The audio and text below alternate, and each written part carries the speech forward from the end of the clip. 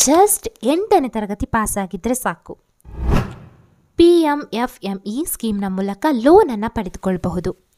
ಅಷ್ಟೇ ಅಲ್ಲದೆ 10 ಲಕ್ಷದಿಂದ 3 ಕೋಟಿಯವರೆಗೆ ನೀವು ಸಬ್ಸಿಡಿಯನ್ನು ಕೂಡ ಪಡೆಯಬಹುದು. ನೀವು ನಿಮ್ಮ ಹೊಸ ಬಿಸ್ನೆಸ್ನ ಆರಂಭಕ್ಕೆ ಅಥವಾ ಅದರ ಅಭಿವೃದ್ಧಿಗೆ ಲೋನನ್ನು ಪಡೆಯಬಹುದು. ನಮ್ಮ ದೇಶದ ಬೆನ್ನೆಲುಬು ರೈತರು. ಹಾಗಾಗಿ ನಮ್ಮ ಭಾರತ ಸರ್ಕಾರ ರೈತರಿಗಾಗಿ ಈ ಒಂದು ಯೋಜನೆಯನ್ನು ಜಾರಿಗೆ ತಂದಿದೆ. ಈಗ ನೀವು ಪ್ರಶ್ನಿಸಬಹುದು, ಈ ಸ್ಕೀಮ್ ಬಿಸ್ನೆಸ್ ಲೋನಿಗೆ ಸಂಬಂಧಪಟ್ಟಿದೆ, ಆದರೆ ರೈತರಿಗೆ ಯಾಕೆ ಈ ಸ್ಕೀಮ್ ಜಾರಿಯಲ್ಲಿದೆ?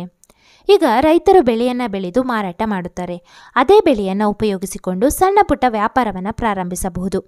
ಸರ್ಕಾರದಿಂದ ಲೋನ್ ಮತ್ತು ಲೋನ್ಗೆ ಸಬ್ಸಿಡಿಯನ್ನು ಕೂಡ ಪಡೆಯಬಹುದು. ಈಗ ನೀವು ಮಾವಿನ ಹಣ್ಣುಗಳನ್ನು ಬೆಳೆಯುತ್ತೀರಾ. ಸಾಕಷ್ಟು ಮಾವಿನಕಾಯಿ ಅಥವಾ ಹಣ್ಣುಗಳನ್ನು ಮಾರಾಟ ಮಾಡಿದ ನಂತರವೂ ನೀವು ಮಾವಿನಕಾಯಿಗಳನ್ನು ಬಳಸಿಕೊಂಡು ಉಪ್ಪಿನಕಾಯಿಯನ್ನು ತಯಾರಿಸಬಹುದು. ನಂತರ ಅದನ್ನು ವ್ಯಾಪಾರ ಮಾಡಬಹುದು. ಅದೇ ರೀತಿ ಅಕ್ಕಿ, ಜೋಳ, ರಾಗಿ ಬೆಳೆಯುತ್ತಿದ್ದರೆ ಅದರಿಂದ ಪುರಿಗಳನ್ನು ಅಥವಾ ಕುರುಕುಲು ತಿಂಡಿಗಳನ್ನು ಮಾಡಿ ಮಾರಾಟ ಮಾಡಬಹುದು.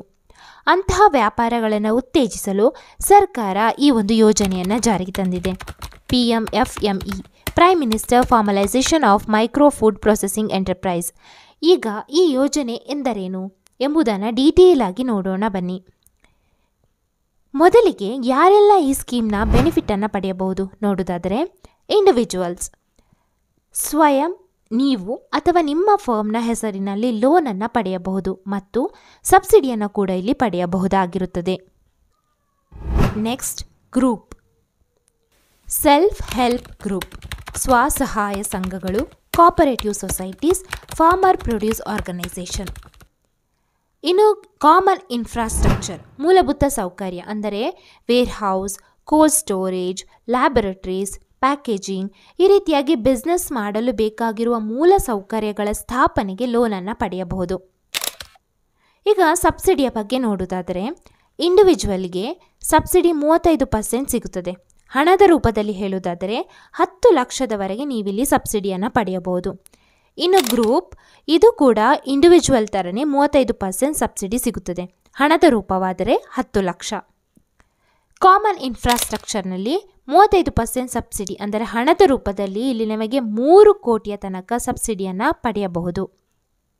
ಎಕ್ಸಾಂಪಲ್ ಮೂಲಕ ಸರಳವಾಗಿ ಹೇಳುವುದಾದರೆ, ಇಂಡಿವಿಜುವಲ್ ಅಥವಾ ಗ್ರೂಪ್ನಲ್ಲಿ ನಿಮ್ಮ ಒಂದು ಪ್ರಾಜೆಕ್ಟಿಗೆ 20 ಲಕ್ಷ ಹಣ ಬೇಕಾಗಿರುತ್ತದೆ. ಈ ಸ್ಕೀಮ್ನಲ್ಲಿ 90% ಲೋನನ್ನು ಪಡೆಯಬಹುದು. ಅಂದರೆ ಇಲ್ಲಿ 18 ಲಕ್ಷ ಲೋನ್ ಅಮೌಂಟ್ ಸಿಗುತ್ತದೆ ಮತ್ತು ನೀವು ಕೇವಲ ಉಳಿದ 10% ಅಂದರೆ 2 ಲಕ್ಷವನ್ನು ನಿಮ್ಮ ಜೇಬಿನಿಂದ ಹಾಕಬೇಕು. ಇನ್ನು ಈ ಯೋಜನೆಯ ಅಡಿಯಲ್ಲಿ 35% ಸಬ್ಸಿಡಿ ಕೂಡ ಸಿಗುತ್ತದೆ. ಅಂದರೆ 20 ಲಕ್ಷಕ್ಕೆ ನಿಮಗೆ 7 ಲಕ್ಷ ಸಬ್ಸಿಡಿಯೇ ದೊರೆಯುತ್ತದೆ. ಇದು ಇಂಡಿವಿಜುವಲ್ ಮತ್ತು ಗ್ರೂಪಿಗೆ ಆದರೆ, ಇನ್ನು ಕಾಮನ್ ಇನ್ಫ್ರಾಸ್ಟ್ರಕ್ಚರಿಗೆ ಇಲ್ಲಿ ನಿಮಗೆ 5 ಕೋಟಿ ಹಣ ಬೇಕಾಗಿರುತ್ತದೆ. 90% ಹಣವನ್ನು ನೀವು ಈ ಒಂದು ಯೋಜನೆಯ ಮೂಲಕ ಲೋನನ್ನು ಪಡೆಯಬಹುದು. ಅಂದರೆ 4.5 ಕೋಟಿ ಲೋನನ್ನು ನೀವಿಲ್ಲಿ ಪಡೆಯಬಹುದು. ಇನ್ನು ಸಬ್ಸಿಡಿ 35% ಅಂದರೆ 17.5 ಲಕ್ಷ. ಈಗ ಅಪ್ಲೈ ಹೇಗೆ ಮಾಡುವುದು ಅನ್ನೋದನ್ನು ನೋಡೋಣ. ಅಪ್ಲೈ ಪ್ರೊಸೆಸನ್ನು ನಾವು 4 ಭಾಗವಾಗಿ ಮಾಡೋಣ. ಮೊದಲು ನೀವು ಆನ್ಲೈನ್ನಲ್ಲಿ ಅಪ್ಲೈ ಮಾಡಬೇಕು. PMFME ವೆಬ್ಸೈಟಿಗೆ ಹೋಗಿ ಅಲ್ಲಿ ಲಾಗಿನ್ ಮೇಲೆ ಕ್ಲಿಕ್ ಮಾಡಿ. ಕೆಳಗಡೆ ಅಪ್ಲಿಕೆಂಟ್ ರಿಜಿಸ್ಟ್ರೇಷನ್ ನ್ಯೂ ಯೂಸರ್ನ ಮೂಲಕ ನೀವು ಅಪ್ಲೈ ಮಾಡಬೇಕು. ನಂತರ ನಿಮ್ಮ ಅಪ್ಲಿಕೇಶನ್ DRP ಡಿಸ್ಟ್ರಿಕ್ಟ್ ರಿಸೋರ್ಸ್ ಪರ್ಸನ್ಗೆ ಫಾರ್ವರ್ಡ್ ಆಗುತ್ತದೆ. DRP ನಿಮ್ಮ ಆನ್ಲೈನ್ ಅಪ್ಲಿಕೇಶನನ್ನು ಅನಲೈಸ್ ಮಾಡಿ ನಿಮ್ಮ ಬಿಸ್ನೆಸ್ ಪ್ಲೇಸ್ಗೆ ಭೇಟಿಯನ್ನು ಮಾಡುತ್ತಾರೆ. ನೀವು ಅವರ ಬಳಿ ನಿಮ್ಮ ಬಿಸ್ನೆಸ್ನ ಕರೆಕ್ಟ್ ಇನ್ಫಾರ್ಮೇಷನನ್ನು ಕೊಡಬೇಕು. ನೀವು ಆನ್ಲೈನ್ ಅಪ್ಲಿಕೇಶನಲ್ಲಿ ಯಾವೆಲ್ಲ ಡೀಟೇಲನ್ನು ಫಿಲ್ ಮಾಡಿರುತ್ತೀರೋ ಅವೆಲ್ಲವನ್ನು ಕಂಪ್ಲೀಟಾಗಿ ಅವರಿಗೆ ಹೇಳಬೇಕು. ನೆಕ್ಸ್ಟ್, ನಿಮ್ಮ ಅಪ್ಲಿಕೇಶನನ್ನು DRP DLC ಅಂದರೆ ಡಿಸ್ಟ್ರಿಕ್ಟ್ ಲೆವೆಲ್ ಕಮಿಟಿಗೆ ಫಾರ್ವರ್ಡನ್ನು ಮಾಡುತ್ತಾರೆ. DLC ಅವರು DRP ನೀಡಿದ ಇನ್ಫಾರ್ಮೇಷನನ್ನು ಮತ್ತೆ ಅನಲೈಸ್ ಮಾಡಿ ಮುಂದಿನ ಹಂತಕ್ಕೆ ಫಾರ್ವರ್ಡ್ ಮಾಡುತ್ತಾರೆ. ಆದ್ದರಿಂದ ಆನ್ಲೈನ್ ಅಪ್ಲಿಕೇಶನ್ ಮತ್ತು DRPಯೊಂದಿಗೆ ಪರಿಪೂರ್ಣವಾದ ಮಾಹಿತಿಯನ್ನು ನೀವು ಕೊಡಬೇಕು. ನೆಕ್ಸ್ಟ್, ಬ್ಯಾಂಕ್ ನಿಮ್ಮ ಬಿಸ್ನೆಸ್ಸನ್ನು ಮತ್ತೆ ಅನಲೈಸ್ ಮಾಡಿ ನಿಮ್ಮ ಬಿಸ್ನೆಸ್ ಟೈಪ್ ಮತ್ತು ನೀವು ಹೇಗೆ ಲೋನನ್ನು ರೀಪೇಮೆಂಟ್ ಮಾಡುತ್ತೀರಾ ಅನ್ನುವುದನ್ನು ಚೆಕ್ ಮಾಡುತ್ತದೆ. ನಂತರ ಲೋನ್ ಮತ್ತು ಸಬ್ಸಿಡಿಯನ್ನು ಸ್ಯಾಂಕ್ಷನ್ ಮಾಡುತ್ತದೆ.